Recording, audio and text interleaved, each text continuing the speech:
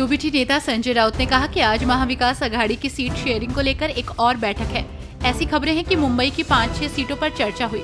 ऐसा कुछ नहीं है, हर सीट पर चर्चा करते हैं। किसी भी सीट पर कोई मतभेद नहीं है। अगर 1-2 सीटों पर मतभेद होता है तो तीनों दलों का आलाकमान एक साथ बैठकर फिर से चर्चा करेगा, लेकिन कोई समस्या नहीं है। दिल्ली के भावी सीएम आतिशी ने एक बार फिर भाजपा पर हमला बोला। उन्होंने कहा कि उत्तर प्रदेश की भाजपा सरकार ने 5 किलोवाट के बिजली कनेक्शन की कीमत 118% बढ़ाकर 7,967 रुपए से 17,365 रुपए कर दी है। 1 किलोवाट के कनेक्शन के लिए 250% की वृद्धि की गई है।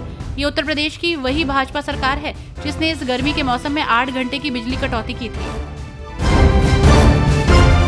तिरुपति प्रसाद विवाद पर कांग्रेस नेता राशिद अल्वी ने प्रतिक्रिया दी। राशिद अल्वी ने बीजेपी पर निशाना साधते हुए कहा कि कोई भी सरकार हो, वो भारतीय जनता पार्टी के साथ मिली हुई है। बीजेपी को ना बीफ से दिलचस्पी है, न ही धर्म से दिलचस्पी। बीजेपी देश के लोगों के जज्बात के साथ खिलवाड़ करती है। अगर बीफ की चर्बी ऐसी पवित्र जगह पर मिलाकर लड्डू बनाए जा रहे हैं तो मैं कहूँगा प्रधानमंत्री को अपने पद से इस्तीफा दे देना चाहिए। झारखंड में भले ही चुनावी तारीखों का ऐलान ना हुआ हो, लेकिन सभी राजनीतिक दलों ने चुनावी तैयारियां तेज कर दी हैं। इसी बीच केंद्रीय गृह मंत्री अमित शाह ने आज झारखंड के साहिबगंज जिले से भाजपा की परिवर्तन यात्रा की शुरुआत की। उन्होंने हेमंत सोरेन सरकार पर जमकर हमला बोला और संताल परगना में बांग्लादेशी घुसपैठ और जनसंख्या में बदलाव के मुद्दे को उठाया। उन्होंने कहा कि वर्तमान सरकार घुसपैठियों का कल्याण करने वाली सरकार है और आदिवासियों की जगह घुसपैठियों की आबादी बढ़ रही है। कोलकाता निवेशक बैठक पर मध्य प्रदेश के मुख्यमंत्री मोहन यादव ने कहा कि मुझे इस बात की प्रसन्नता है कि मध्य प्रदेश पीएम मोदी के नेतृत्व में लगातार विकास कर रहा है। हम प्रदेश में लगातार निवेशक समिट का आयोजन कर रहे हैं, जिसके माध्यम से अलग अलग क्षेत्र के उद्योगपति निवेशक हमारे क्षेत्र में निवेश करें और रोजगार के अवसर उपलब्ध कराएं। मुझे संतोष है कि पिछली बार बेंगलुरु, उसके पहले मुंबई और इसी क्रम में अब मैं कोलकाता जा रहा हूँ। जम्मू कश्मीर चुनाव के बीच सियासी बयानबाजी जारी है। इस बीच पीडीपी की अध्यक्ष महबूबा मुफ्ती ने प्रधानमंत्री नरेंद्र मोदी के बयान पर पलटवार किया।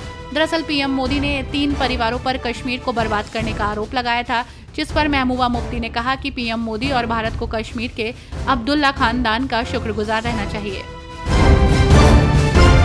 अपने अमेरिका के दौरे से वापस लौटे छत्तीसगढ़ के उप मुख्यमंत्री अरुण साव ने कहा कि निश्चित रूप से अमेरिका में सड़क निर्माण की तकनीक, पुल निर्माण की तकनीक, सड़क डिवाइडर निर्माण की तकनीक, इन सब तकनीक चीजों का अध्ययन वहां किया है। आगे उन्होंने कहा कि निश्चित रूप से आने वाले समय में वो तकनीक छत्तीसगढ़ के अनुकूल होगी, लाभदायक होगा, उसका उपयोग निश्चित रूप से करेंगे। जेडीयू नेता नीरज कुमार ने कहा कि तिरुपति बालाजी के प्रति असीम श्रद्धा है। आंध्र प्रदेश में मुख्यमंत्री चंद्रबाबू नायडू ने पूर्ववर्ती सरकार पर आरोप लगाए हैं कि प्रसाद में मिलावट है। इसकी पुष्टि लैब से हो चुकी है। उन्होंने कहा कि हर आदमी की धार्मिक भावना का सम्मान करना चाहिए। तिरुपति बालाजी के प्रसाद में मिलावट होना चिंता का विषय है। हरियाणा चुनाव को लेकर आप प्रमुख अरविंद केजरीवाल ने चुनावी प्रचार शुरू कर दिया है। चुनाव को लेकर केजरीवाल रोड शो कर रहे हैं। वहां इस दौरान अरविंद केजरीवाल ने कहा कि हरियाणा बदलाव की मांग कर रहा है। आम आदमी पार्टी के समर्थन के बिना हरियाणा में सरकार नहीं बनेगी। उन्होंने कहा कि मैंने हिसाब लगाया है कि आप कितनी सीटें जीतने जा रही है और मुझे पता है कि आपके समर्थन के बिना सरकार नहीं बनेगी।